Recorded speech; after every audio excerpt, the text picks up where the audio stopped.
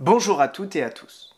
Jusqu'à ces dernières années, et malgré le nombre de cas exposés régulièrement dans la presse, le sujet des ovnis est resté marginal dans le monde scientifique.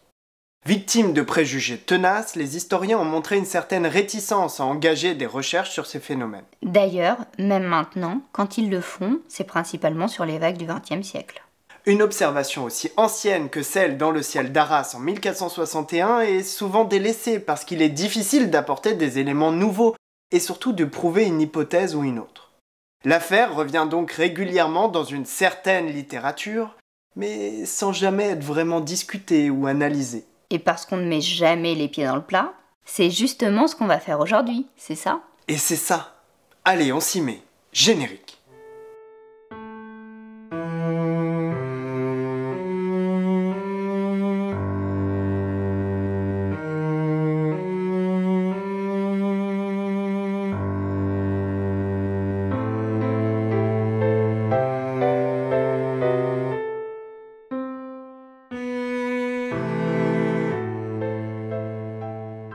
Si on devait résumer l'affaire tirée de cette chronique, qu'est-ce qu'on a à se mettre sous la dent? Dans la nuit du 31 octobre au 1er novembre 1461, À Halloween donc, puisque c'est la veille de tous les saints. un bolide, c'est-à-dire un météore très brillant, traverse l'atmosphère sans être volatilisé. Durant l'espace d'un demi-quart d'heure, De 5 à 7 minutes. un barreau de feu ou de fer selon les versions, ressemblant à une demi-lune, est observé avant sa disparition. Et ça fait l'objet d'une interprétation ovni? Sérieusement? Oui. En 2009 sort le livre d'un chercheur anglais en phénomènes paranormaux, comme il se considère. Lequel livre est coécrit avec un astrophysicien et informaticien français. Vous noterez qu'on s'intéresse uniquement à l'étude de cas. Les humains, c'est pas trop notre sujet. Ce qu'on regarde, c'est la méthode. On pourrait s'attendre à ce que ce second auteur soit à peu près à l'aise avec un document en langue française, mais en fait, bof. Tous deux interprètent ce cas d'Arras comme une soucoupe volante argentée. Mais comment ils arrivent à cette conclusion? Peut-être que... c'est parce que l'un des auteurs écrit de la science-fiction. Il s'est simplement laissé embarquer. Disons que c'est une explication rationnelle, dira-t-on. Toutefois, comme le souligne Jason Colavito, auteur d'une excellente analyse sur le sujet, on peut s'interroger quant à la qualité de leur travail. Ont-ils seulement lu le manuscrit qu'ils prétendent citer? En tout cas, moi, je n'ai pas l'impression qu'on parle du même texte. En fait, ils se sont sans doute basés sur une publication plus ancienne, celle d'un historien de formation. Je pose cette information-là sur sa formation, après vous en faites ce que vous voulez. Moi, je constate simplement que dans son cursus, il devait y avoir une option imagination, sinon c'est pas possible, clairement. Cela dit, je vous laisse comparer et constater la bouillie de transcription qu'il en a fait. Allez, prenez un petit peu de temps pour comparer attentivement. Pour vous aider, je vous fais ressortir les éléments qui correspondent, même si ce n'est pas toujours dans le bon ordre. Même pour copier la version imprimée basée sur le manuscrit du XVe siècle, c'est pas brillant, mais alors vraiment pas. Bon sang, dis-moi, l'ami historien, pourquoi crois-tu que je n'essaie pas de broder sur les thermopiles? À ton avis, pourquoi? Parce que t'es pas formé pour ça, peut-être. Voilà, peut-être, c'est basique, mais ça aide à éviter de raconter n'importe quoi. Un de mes étudiants m'aurait rendu une copie comme ça, c'était 2. Tu m'entends? 2. Là, il n'a pas d'excuse. Il n'a même pas respecté le sens général du manuscrit. Du coup, même s'il est difficile de savoir sur quel document il s'est basé, parce qu'il ne cite pas ses sources, on est loin du compte quand même. Notre copie de chronique de la fin du XVIe siècle ou du début du XVIIe siècle est sujette à caution. Mais elle est intéressante quant à l'interprétation qu'elle propose des événements a posteriori. En copiant la chronique de Jacques Duclerc, établie au XVe siècle, certains éléments sont révisés ou ne sont pas forcément compris dans notre version manuscrite. Et il me semble que cela apporte vraiment au débat quant à la compréhension de ce texte. T'as des exemples du coup? Notre copiste préfère le terme de crinquille à celui de trinquille, par exemple. La confusion entre les deux est vite arrivée. Au XVe siècle et même au XVIe, le C à trait d'amorce ressemble furieusement à un T. L'écriture gothique n'offre pas toujours une différence nette entre les deux lettres. Ah oui, en effet, ça ressemble beaucoup, effectivement. Oui, le ductus entre les deux lettres peut être particulièrement confondant. Sauf que cela n'a pas le même sens s'il s'agit de crinquille ou de trinquille. Et pour cause, trinquille se rapporterait à la serpe appelée trinque-buisson et qui est en forme de croissant. Ça correspond plutôt bien à la description du manuscrit, en forme de la moitié de la lune, donc un croissant. Dans une première édition, en 1823, Frédéric de Reifenberg propose de comprendre le verbe de se trinquiller dans le sens de serpenter ou de se mouvoir en serpent. Aucune autre attestation ne permet d'illustrer un emploi si surprenant, et l'hypothèse semble coûteuse. Mais cela pourrait changer radicalement le sens. Donc il s'est ramassé? C'est une erreur de compréhension selon toi? Disons qu'il fait un choix étonnant, confronté à un terme déroutant. Et ce, alors que le verbe triquer est bien attesté et signifie quant à lui sauter en moyen français. Il pourrait donc parfaitement correspondre. Conservons cette alternative en tête. L'autre option serait que notre auteur de la copie de la fin du XVIe ou du début du XVIIe a raison en proposant le verbe crinquiller. Et ça voudrait dire quoi au juste? Il faut garder à l'esprit qu'on est à Arras, une cité drapière. Et si on regarde du côté du Picard, on apprend que cranquille renvoie au verbe tortiller, alors que cranquille ou crinquillon est un défaut de fabrication du drap. Très bien. Et quel est le lien avec le ciel? C'est un défaut qui fait que le drap fait un tortillon, ce qui ressemble drôlement à notre croquis. De sorte que l'hypothèse d'une traînée rémanente qui se tortille en forme de spirale sous l'effet des vents peut être avancée. Oui, c'est superbe ça. Et pas qu'un peu, hein, une traînée rémanente, ça ressemble à ça. Dans la haute atmosphère, la traînée se compose de gaz chauffés à blanc. Et donc ionisé. Ce phénomène peut se prolonger durant quelques minutes. L'espace de demi-quart d'heure, comme le dit si bien le manuscrit. Eh bien, les protons possèdent ce qu'on appelle une charge électrique positive. Les électrons, une charge électrique négative. Ces charges génèrent une force, une sorte d'attraction. Grâce à elle, les électrons restent en orbite autour du noyau. Ah ben je comprends, Jamy. En fait, tout se passe un peu comme des aimants qui s'attirent. Dans les faits, ce cas est de nature à surprendre, mais il concorde parfaitement avec l'observation qui est relatée. Je dis observation relatée, mais c'est si on se base sur une transcription correcte, et non pas sur la bouillie de tout à l'heure, évidemment. Donc c'est tout. Ce serait simplement un météore brillant qui traverse l'atmosphère. C'est hyper décevant comme ovni. Mais du coup, t'en fais quoi des fameux gendarmes en l'air? C'est quand même dingue ce truc-là. T'as raison, c'est dingue, parce que c'est extrêmement trompeur. Cette partie du manuscrit concerne un phénomène qui intervient à la date anniversaire de la translation des reliques de Saint-Rémy, soit le 1er octobre. Et ce qui est relaté peut prêter à surinterprétation. Vas-y, développe un peu pour voir. Au XVe siècle, contrairement à une idée reçue, un gendarme est bel et bien un cavalier, ce qui suggère une chevauchée. Donc, si on décode, on pourrait avoir affaire à un phénomène qui présente une grande vitesse. Et la date proposée des observations est d'ailleurs proche des quadrantides, c'est-à-dire le pic d'activité annuelle de la première grande pluie d'étoiles filantes. Franchement, ton explication, elle est loin d'être instinctive. Bon, de manière moins métaphorique, ce point peut s'expliquer par les aurores boréales. L'Artois est statistiquement un espace où il est possible d'en observer si l'activité solaire s'y prête. La mythologie et de nombreuses traditions ont cru y voir des fantassins et des hommes montés se livrant un combat mystérieux dans le ciel. On connaît par exemple la vision des Groenlandais qui interprètent ces lumières du Nord comme la bataille que se livrent des armées sanglantes, signe de calamité à venir. Et notre auteur peut parfaitement y faire référence, et ce d'autant plus qu'une autre chronique évoque une observation à Paris en 1465. À cette occasion, la capitale s'est teintée de feu et la rumeur d'un assaut ennemi s'est répandue comme une traînée de poudre. Ah oui, donc la référence à un combat dans le ciel serait assez logique. Mais on reste encore dans une approche plutôt allégorique. Bon, j'ai une autre piste. On ne sait pas si l'observation a eu lieu de jour ou de nuit. Il faut dire que le manuscrit ne déborde pas d'infos. Mais on peut parfaitement envisager un banc de nuages de Kelvin-Helmholtz. Des nuages? C'est ça ton hypothèse? Des nuages?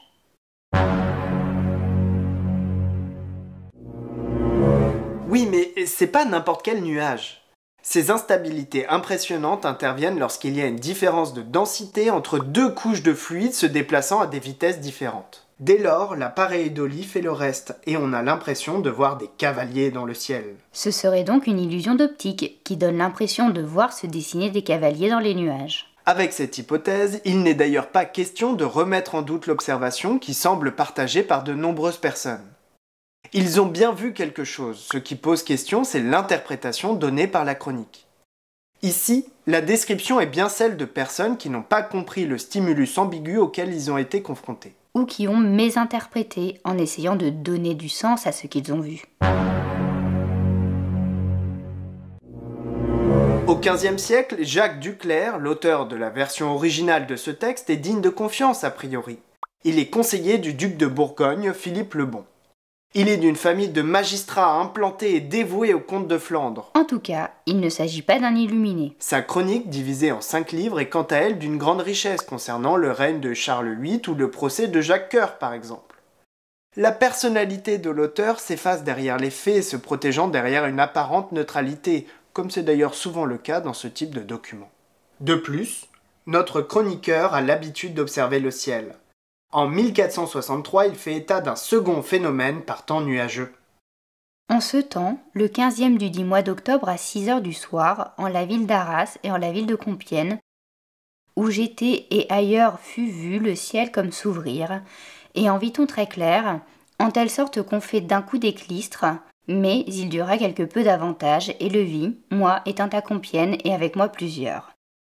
Et semblait le ciel être plein de feu, et puis se referma, et s'alluma le dit feu, en forme de brandon, bien loin, et puis se disparut, et vint à néant, par bien loin trait.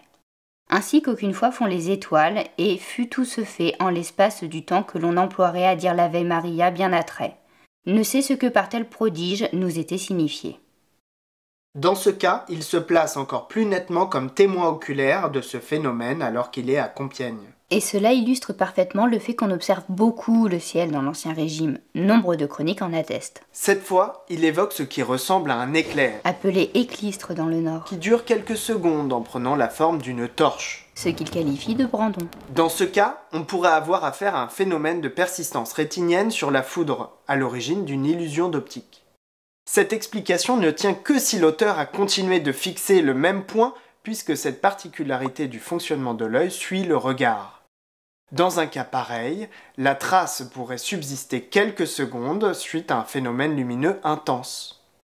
Ici, c'est très attendu. Le manuscrit indique que c'est le temps que l'on emploierait à dire l'Ave Maria. Bien à trait, donc rapidement. Par ailleurs, on peut y lire aussi la description d'un bolide, comme en 1461, qui serait visible d'Arras à Compiègne cette fois. Et c'est parfaitement crédible.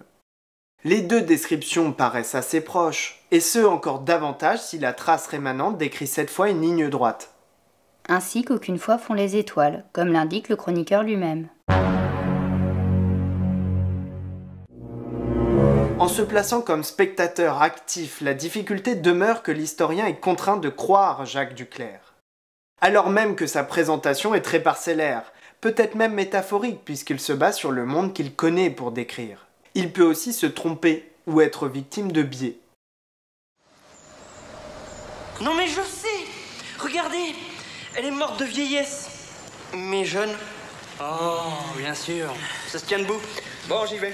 Je vous laisse enfouir le corps dans un seul meuble. Non! Cette femme est morte par la main de l'homme.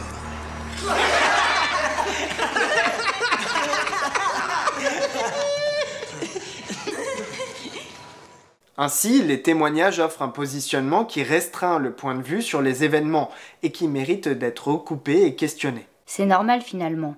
L'auteur appartient à son temps et il fait avec les moyens disponibles. Effectivement, et il est facile de surinterpréter et de tirer des conclusions abusives. C'est souvent le cas dans la démarche qui vise à trouver des traces de visites extraterrestres par le passé. Sauf que, comme le souligne J. Milgram, ce sont les ufologues qui voient le plus d'ovnis. Quand on veut voir, on voit. Et c'est le cas en histoire, quand on cherche, on trouve. Il existe de nombreux cas connus. Je pense en particulier au palimpseste d'Abydos. Certains y voient un hélicoptère, un char d'assaut et un vaisseau spatial. Bah, c'est ressemblant en même temps. Oui, surtout si on reste à la surface sans essayer de gratter. L'hélicoptère est en fait la superposition d'un bras et d'un œil, alors que l'aéronef est le signe du bras remplacé par le signe de la bouche. En fait, on aurait une superposition de gravure. Exactement. C'est une pierre gravée initialement sous le règne de Séti Ier, mais qui a été rempli de plâtre et sculpté à nouveau sous Ramsès II, en changeant le sens. Comme on peut le voir avec ces très belles animations réalisées par la chaîne Mysteria, qui a produit une vidéo à ce sujet d'ailleurs. Tu vois l'ami historien qui a séché les cours de méthodo en première année? On peut parler d'une période qu'on ne connaît pas, sans dire trop de bêtises. Mais pour ça, il suffit de chercher un petit peu.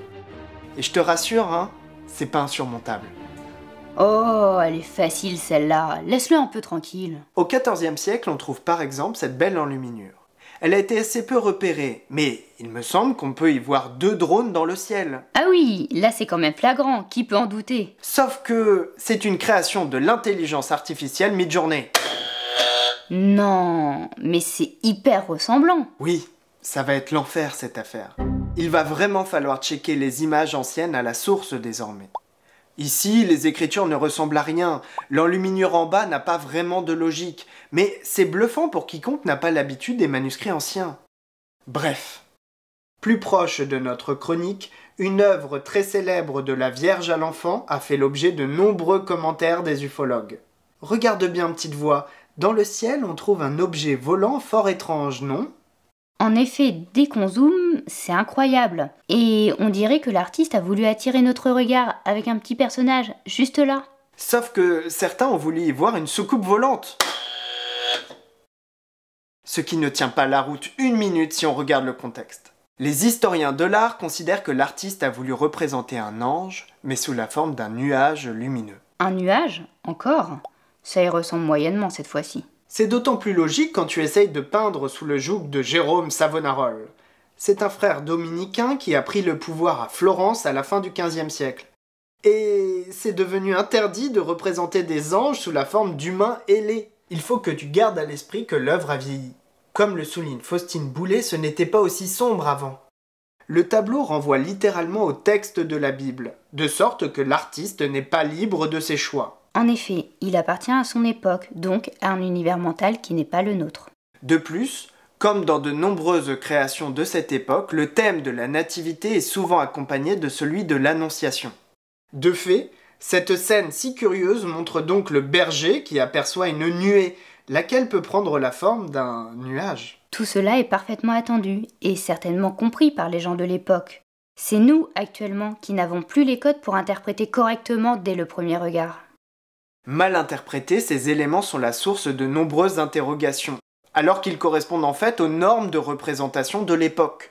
Le manque de recul pousse régulièrement les tenants de la théorie des anciens astronautes à se planter royalement dans leurs interprétations. Ce n'est pas si simple en même temps.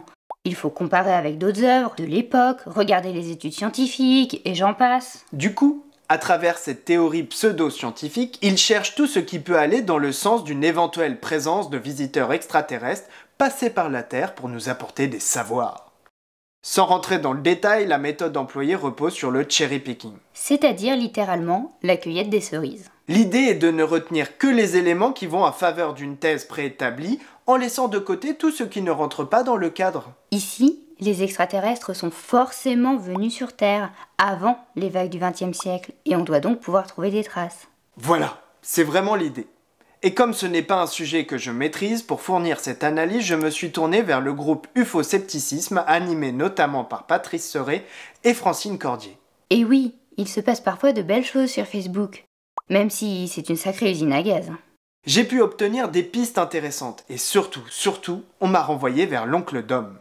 Son site internet est optimisé pour l'ADSL, et il faut le reconnaître, il est absolument affreux visuellement.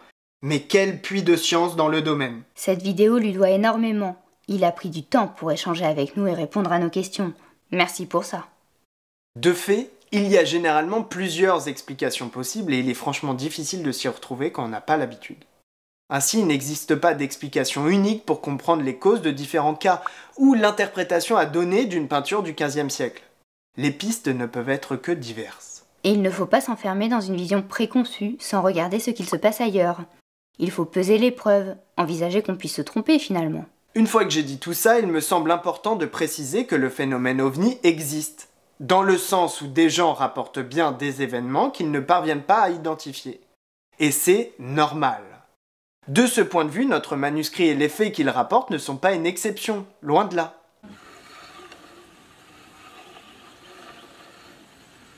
Je pense qu'on est sur une méprise, hein. Probablement la Lune. Chaque mois, en moyenne, on a 16% de confusion avec la Lune. Ça s'appelle le SimOVNI, simulateur d'OVNI. Attendez, vous voulez dire qu'aujourd'hui en France, il y a des gens qui appellent la gendarmerie parce qu'ils ont confondu la Lune avec un ovni? Ah oui, puis avec plein d'autres trucs aussi, oui, oui. Toutefois, ce serait une erreur que de vouloir simplifier à outrance une observation particulière. Celle-ci demande un recul critique et nécessite d'émettre des hypothèses prudentes, le tout en accord avec ce que l'on sait de la science.